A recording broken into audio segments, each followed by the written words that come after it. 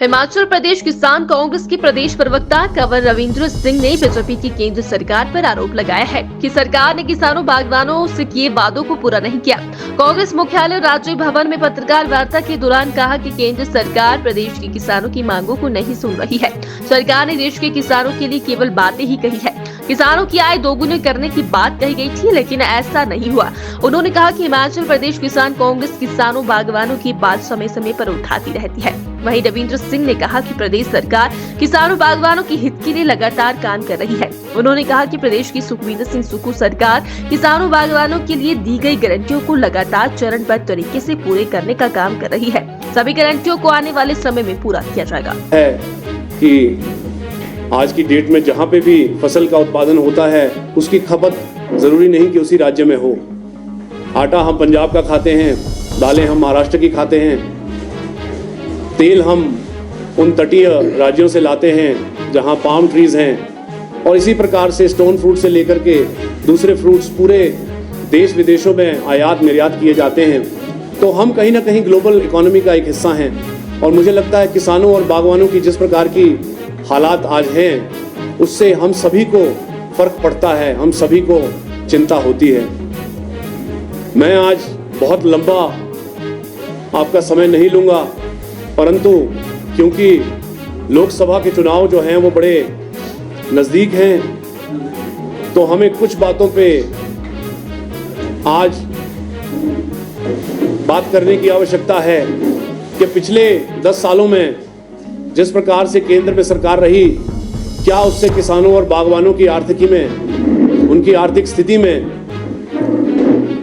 उनको मजबूती मिली या नहीं मिली, उनके क्या मुद्दे रहे जो केंद्र सरकार ने उनके लिए क्या कुछ किया पिछले 10 सालों में, इसका आकलन करना आज जरूरी हो जाता है। क्योंकि आज लोकसभा के चुनाव हैं, और यदि फिर से यह सरकार बनती है तो फिर आने वाले 5 सालों में क्या किस प्रकार का नज़ारा होगा और क्या स्थिति किसानों बागवानों की होगी, ये भी हमें आज ही सोचना होगा। मैं आपके माध्यम से बता दूं कि पिछले 1.5 साल से या उससे अधिक समय से, जब से भी हम प्रेस में आप लोगों के बीच मुखातिब हुए हैं, हमने भिन्न भिन्न मुद्दों को आपके समक्ष लाया है और केंद्र सरकार तक भी पहुंचाया है। मैंने इसके विषय में पत्र भी लिखे, पत्राचार भी हुआ प्रधानमंत्री के साथ भी, परंतु जो मुद्दे थे वो ज्यों के त्यों बने रहे।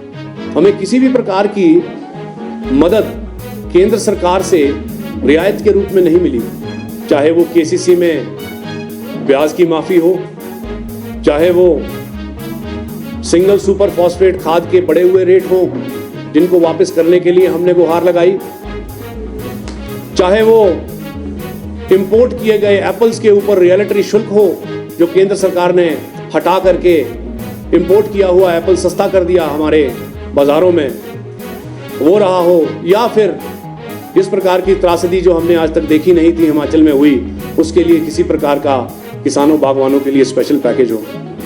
हमने केंद्र सरकार से आज तक जो सुना वो सिर्फ बातें ही सुनी। आदरणीय प्रधानमंत्री जी कहते थे 2015 में कि किसानों की आय हम 2022 तक दुगनी कर देंगे। ये एक ऐसी रेटोरिक है, ऐसी बात है जो सुनने में तो बड़ी अच्छी लगी, परंतु जब 2022 आया तो हमने देखा कि किसानों और बागवानों की हालत बद से बदतर हुई। ऐसे 3 कानून लाए गए जिससे कि किसानों और बागवानों को सड़कों पे उतरना पड़ा। कई लोगों को, सैकड़ों लोगों को अपनी जान से हाथ गंवाना पड़ा। इस प्रकार की स्थिति किसानों बागवानों की एक ऐसे कृषि प्रधान देश में होनी अपने आप में बड़ा ही आलोचना का विषय है। मैं समझता हूं कि पिछले 10 सालों में जिस प्रकार की हालत किसानों बागवानों की हुई है, आने वाले समय में ऐसी ना हो, इसके लिए आज आवश्यकता है हम लोगों को आकलन करने की। आज आवश्यकता है किसानों बागवानों की बात को सामने रख करके एक नई सरकार को चुनने की। जिस प्रकार से हिमाचल प्रदेश में पिछले 1.25 साल से थोड़ा सा ऊपर का समय हुआ कांग्रेस की सरकार को बने हुए, और विभिन्न ऐतिहासिक फैसले लिए गए। हमारे बागवानी मंत्री और आदरणीय मुख्यमंत्री जी ने जिस प्रकार सेब के लिए यूनिवर्सल कार्टन का प्रबंध अपनी वचनबद्धता के साथ फिर से दोहराया है, जो इस बार लागू हो जाएगा। इससे मुझे लगता है कि आने वाले समय में किसानों बागवानों की आय में इजाफा होगा, जो कि अपने आप में एक बड़ा ही हर्ष का विषय है। सेब को किलो